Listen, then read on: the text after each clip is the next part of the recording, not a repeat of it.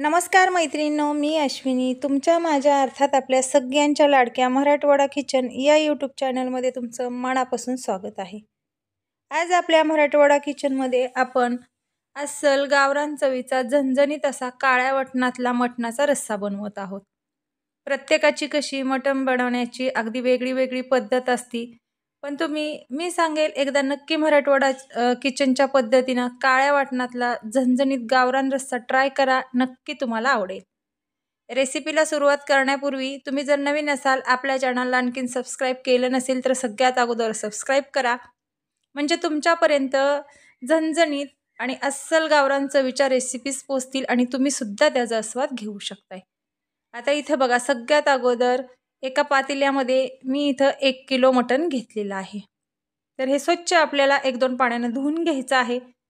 आता सुरुवातीला त्यासाठी आपण हिरवं वाटण बनवून घेत आहोत।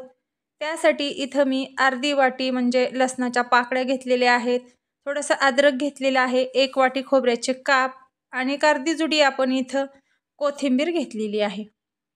तर इथं मी एक मिक्सरचं छोटं भांडं घेतलेलं आहे आणि त्यामध्ये हे सगळं साहित्य टाकल्यानंतर अर्धी वाटी यामध्ये पाणी टाकून घेतलेलं आहे।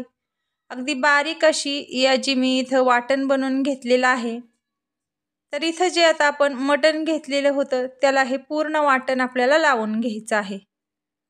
हे वाटण बनवून तुम्ही नक्की म्हणजे मटण एकदा करून बघा, नक्कीच त्याची चव काहीतरी तुम्हाला वेगळी लागेल। 2 चमचा इथं हळद पावडर आपण यामध्ये टाकून घेतलेली आहे। त्यामध्येच चवीनुसार आपण यामध्ये मीठ टाकून घेतलेलं आहे। मी 2 चमचे इथं मीठ टाकून घेतलेलं आहे। आता व्यवस्थित आपल्याला एका चमच्यानं ह्याला हलवून घ्यायचं आहे या पद्धतीने, किंवा तुम्ही हाताने सुद्धा याला सर्वत्र हे सगळं मटणाला लावून घेऊ शकता। जे आपण यामध्ये वाटण टाकलेलं आहे ते हे हिरवं वाटण यामध्ये वापरल्यामुळे भाजीची चव अप्रतिम अशी लागते। आणि ज्या वेळेस आपण आळणी मटण बनवत असतो त्यावेळेस हे हिरवं वाटण यामध्ये वापरल्यामुळे त्याला दाटसरपणा पण खूप छान असा येतो। तर आता मॅरिनेट होण्यासाठी इथं मी 1 तास हे साईडला ठेवून दिलं होतं आणि नंतर 1 तासानं आपण पाहिलेले आहे तर भरपूर असं याला पाणी सुटलेलं आहे, तुम्ही पाहू शकताय हळद आणि मीठ लावल्यामुळे। तर आता काय करायचं आहे, यामध्ये आपल्याला तेल टाकून घ्यायचं आहे। तर इथे मी 2 चमचे यामध्ये तेल टाकून घेतलेलं आहे। तेल टाकल्यानंतर आपल्याला व्यवस्थित याला परत एकदा हे सगळं म्हणजे एकजीव करून घ्यायचं आहे, म्हणजे त्या पीसेसला सगळं व्यवस्थित तेल लागतं। आणि 5 मिनिटं आपण ठेवून दिल्यानंतर लगेच इथं मी पातेलं गॅसवरती ठेवून दिलेलं आहे। तर इथं बघा, आता या पद्धतीनं अगदी मंद आचेवर आपल्याला हे परतून घ्यायचं आहे। पूर्ण म्हणजे मटण शिजेपर्यंत आपण यामध्ये अजिबात पाण्याचा वापर करणार नाहीत।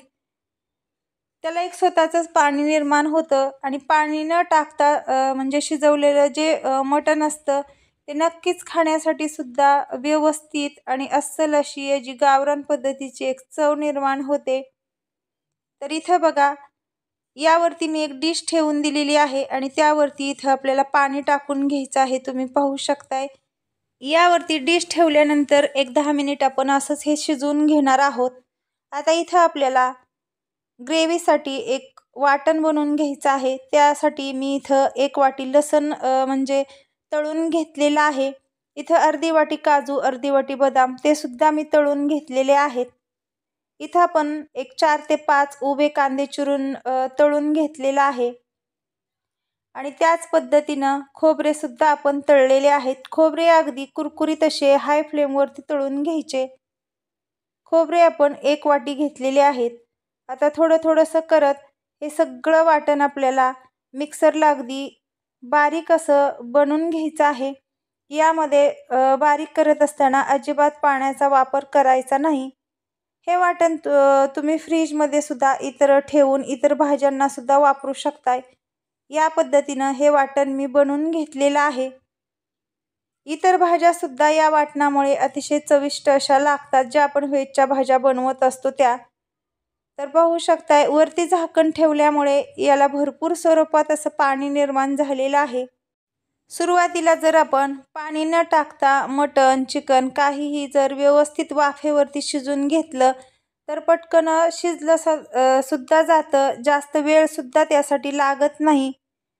आता आपल्याला पाहिजे त्या प्रमाणात इथं बघा आपलं म्हणजे मटण शिजून तयार झालेलं आहे. आता आपल्याला फोडणीची तयारी करायची आहे. त्यासाठी इथं मी एक कढई ठेवलेली आहे. त्यामध्ये एक 3 चमचे तेल टाकलेलं आहे. तुमच्या आवडीनुसार तेलाचं प्रमाण तुम्ही कमी जास्त वापरू शकताय. तेल आपल्याला व्यवस्थित गरम करून घ्यायचं आहे आणि त्यामध्ये जे आपण इथं खोबरे, लसण, काजू, बदाम आणि कांद्याचं वाटण बनवून घेतलं होतं ते आपल्याला यामध्ये टाकून घ्यायचं आहे. हे वाटण टाकल्यामुळे भाजी तर खाण्यासाठी चविष्ट लागतेच, पण इतर सुद्धा आपल्याला काही साहित्य वापरण्याची ग्रेव्हीला दाटसरपणा येण्यासाठी गरज भासत नाही. यानं भरपूर असा भाजीला दाटसरपणा तर येतोच, पण खाण्यासाठी सुद्धा चविष्ट अशी भाजी लागते. आणि मी सुरुवातीला सुद्धा सांगितलेलं आहे, तुम्ही सुक्या भाज्या म्हणा किंवा मग ज्या व्हेज किंवा चिकन फ्राय किंवा फिश यासाठी सुद्धा हे वाटण टाकू शकताय. फिश करी तर अप्रतिम चवीची या वाटणामुळे छान अशी लागते.